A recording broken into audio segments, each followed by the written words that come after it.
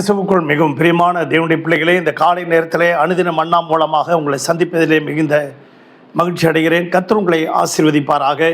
இந்த நாளிலும் தியானத்துக்கு எடுத்துக்கொண்ட வேதவசனம் சங்கீதம் 40வது சங்கீதம் 1வது வசனம். கர்த்தருக்காக நான் பொறுமையுடன் காத்திருந்தேன், அவர் என்னிடமாய் சாய்ந்து என் கூப்பிடுதலை கேட்டார்.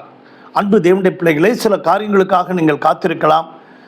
நான் ஜெபம் பண்ணுகிறேனே, எனக்கு எதுவுமே பதில் கிடைக்கலையே, ஏன் எனக்கு மட்டும் கஷ்டம், எனக்கு மட்டும் தோல்வி, ஏன் எனக்கு மட்டும் ஏமாற்றம், இப்படியெல்லாம் நீங்கள் புலம்பிக் கொண்டிருக்கலாம். ஆனால் நீங்கள் காத்திருங்கள், உங்கள் ஜெபங்களை நீங்கள் ஏறெடுத்திருப்பீங்கள்.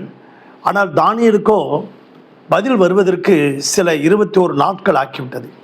ஸோ உங்களுக்கும் சில நேரங்களில் காத்திருங்கள், தேவன் உங்களுக்கு பெஸ்ட்டாக ஆயத்தப்படுத்தி வைத்திருக்கிறார். அப்படியாக அப்துல் கலாம் என்கின்றவர் சிறுவனாக இருக்கும்போதே ஒரு கனவு கண்டார். அந்த கனவு என்ன என்றால், அவர் பைலட் ஆக வேண்டும். அதுதான் அவருடைய கனவு. அதுக்காக தான் படித்தார். படித்து இன்டர்வியூக்கு போகும்போது, டேரக்ட் என்கிற இடத்துக்கு போகும்போது 9 பேர் போயிருக்காங்க. அதில் 8 பேர் தான் செலக்ட் பண்ணாங்க. 9வது ஆள் இவரை ரிஜெக்ட் பண்ணிட்டாங்க. ஏன் அப்படின்னா, உங்களுடைய அப்பியரன்ஸு சரியில்லை, உங்களுடைய தோற்றமே சரியில்லை, அதனால் ரிஜெக்ட் பண்ணுறோம் அப்படின்ட்டாங்களாம். அவர் மனம் உடைஞ்சி போய் அங்கேருந்து வரும்போது ஒரு சாமியார்கிட்ட போனாராம், ஒரு ஆசிரமத்துக்கிட்ட போனாராம். அவர் போயிட்டு அங்கே போய் உட்காருவோம் அப்படின்னு போனாராம். அந்த சாமியார் வந்து கேட்டார், ஏன் இப்படி மனம் உடைஞ்சி போய் வேதனையோடு உட்காந்துருக்கீங்க அப்படின்னு கேட்டாராம். இப்படி இது மாதிரி இன்டர்வியூக்கு போனேன், நான் என்னை ரிஜெக்ட் பண்ணிட்டாங்க அப்படின்னாங்களாம்.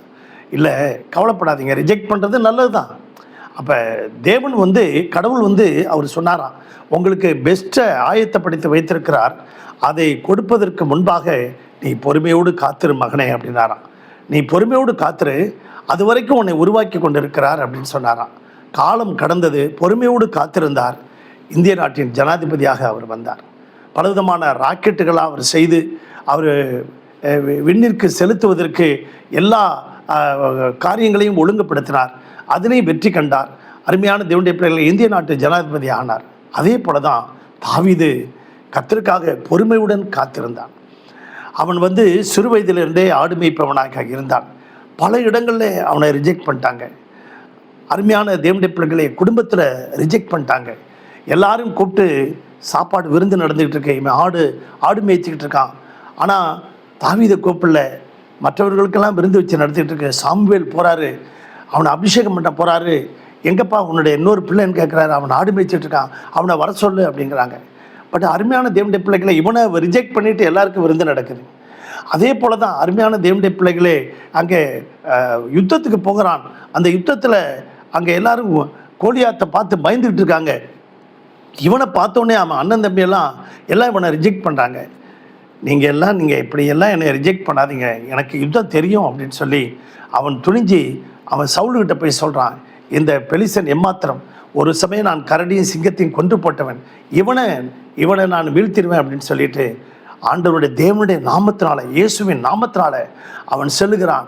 சென்று அந்த கோலியாத்தை வீழ்த்தி இஸ்ரவேலிலே ஒரு தேவன் உண்டென்று பூமியிலுக்கு எல்லா ஜனங்களும் அறியும்படி செய்தான். கர்த்தர் அவனை ராஜாவாக உயர்த்தினார், உயர்ந்த அடைக்கலத்தில் கொண்டு போய் வைத்தார்.